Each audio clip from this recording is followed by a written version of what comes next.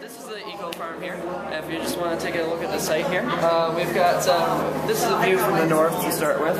We decided to take an old dilapidated farm and refurbish it into something new because the use of old materials really reduces the amount of new materials that are required to be harvested. Since old barn structures are built so strongly, we decided to reclad that with any patched holes and then use any damaged lumber as finished material for the house, like the wainscoting or trim pieces in our wall section.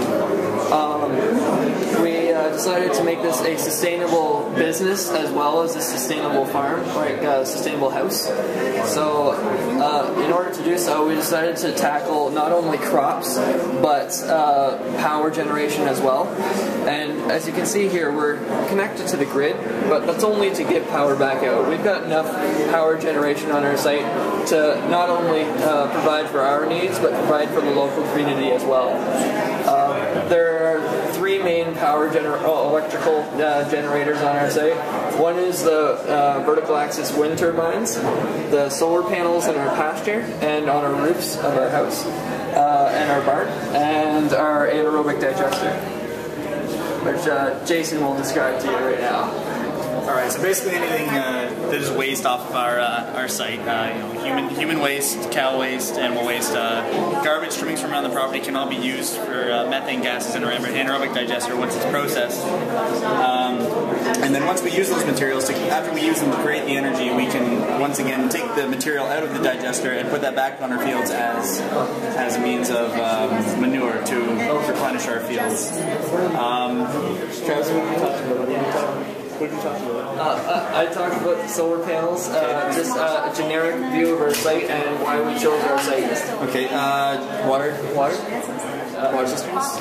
I did not talk about water cisterns. We have a multitude of water cisterns on our site that will collect the rainwater. We're going to use that to irrigate our crops, and once we use that water, it's going to be drained off of our site. But on the perimeter of our site, we have a collection of water collection, which is going to recollect the water before it has a means to disperse off of our fields per se, and we can reuse that water again and again.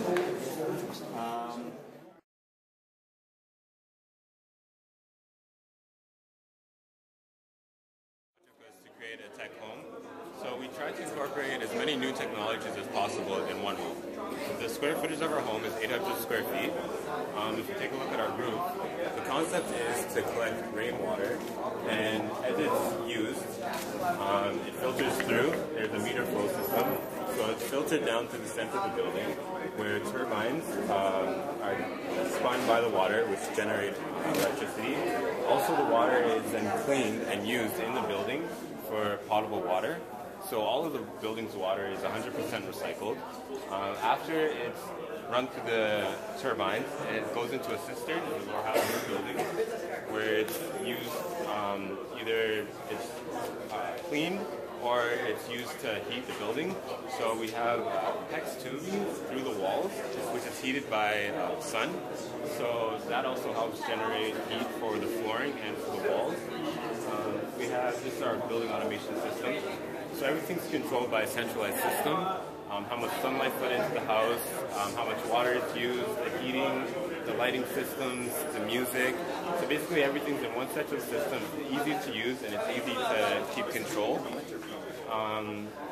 We've used new materials for our building materials, for our flooring, for our walls. We use a hay bale system, which is 100% recycled. It's easy to take down, easy to replace. For our battery storage, we use car batteries, which store the electricity that's generated by the turbines and by our solar panels. And it's used in case of extreme case of power failure, and also to subsidize the use of being on the city's grid. So it helps save costs, and it makes the house overall more efficient. We use ground source heating. So basically a tube runs away from the house, which brings in warm, fresh air in the winter and cool, fresh air in the summer. So it kind of offsets the need for using an AC system, which saves a huge cost.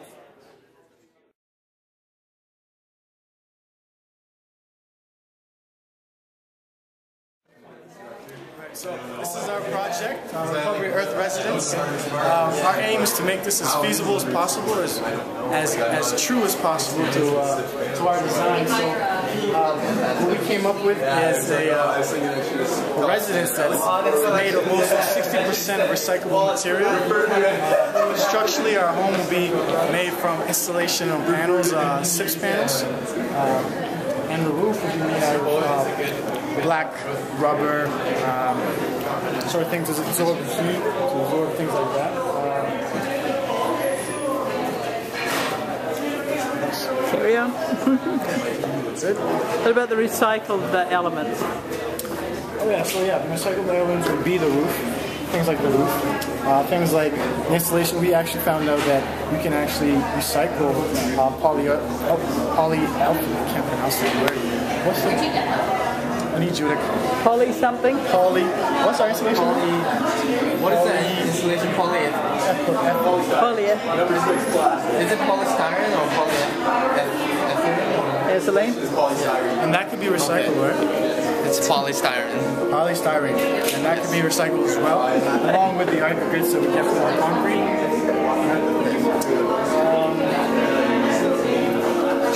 Judah came up with this sort of... You want to elaborate on this more?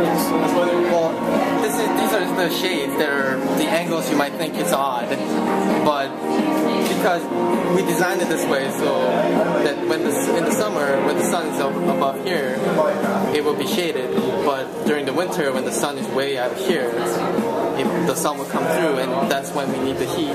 So that's why we designed the angles that way.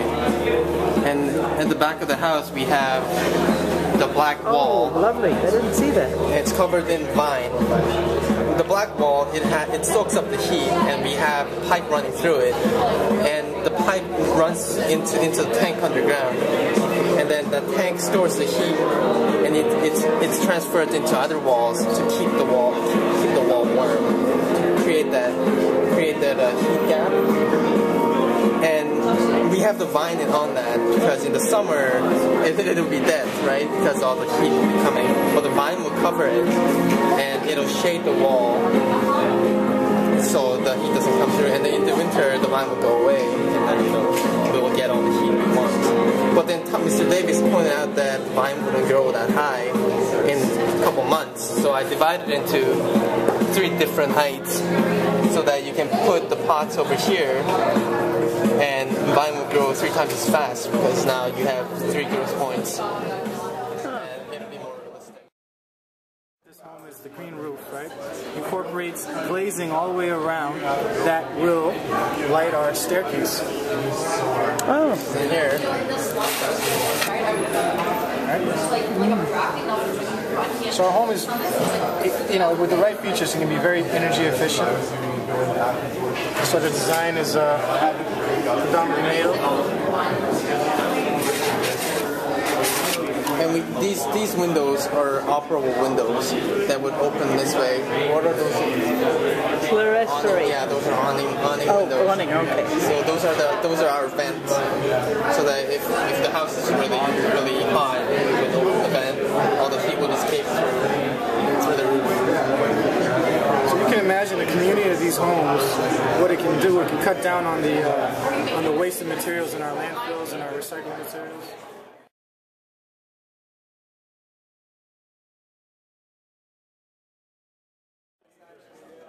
Hi there, Philip Bryson, sales executive. There you go. So what we have here is the 5th element of the building. It is completely disaster-proof for anything in Canada. We incorporate many different features that really allow it to be, the ultimate building for everyone. The main thing, our biggest thing, is our hydraulic pistons that actually allow our building to raise and lower depending on the scenario. So this would be, let's say, a hurricane or tornado or something was coming through. Piston would bring it down, you'd also bring it right back up, and then in theory, it could also raise to there. To there. If it would hit the ground level, it would sit there, and then you could be above the ground, so if there's a flood or something like that, almost like it was on stilts. And then in resting position, it's sitting right there. As you can see the front door. So we've made a giant Bristol board. We've tried to make it look like a movie poster. And then we tried to make our video just as epic. You can see it online. It's on our website. We have a Facebook. You can follow us on Twitter.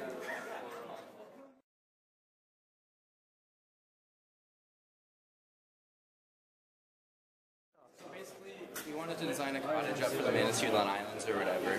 But we want the cottage to fit in, but the cottage also has to be eco-friendly. So we incorporated all of these technologies into a cottage that would fit into the area.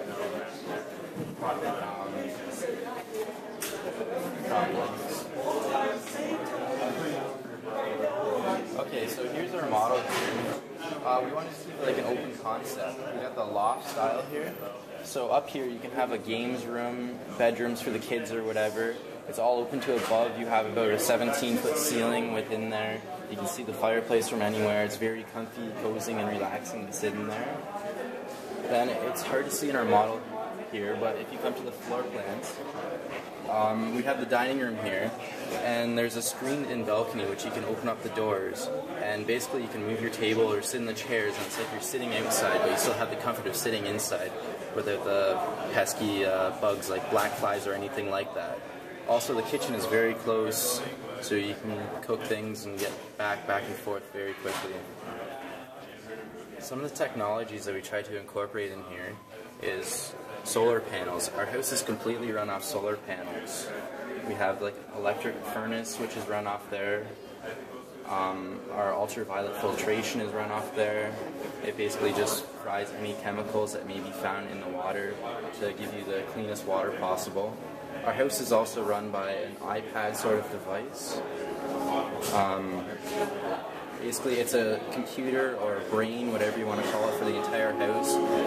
It can control anything within the house that you set it up to. It can look at the weather, it can read the weather and open up windows, shut blinds, give you the most eco-conscious house that you have. This project here has kept us sane. We have really pulled together with this project. Everybody has had great ideas. Everybody has fed at each other with this.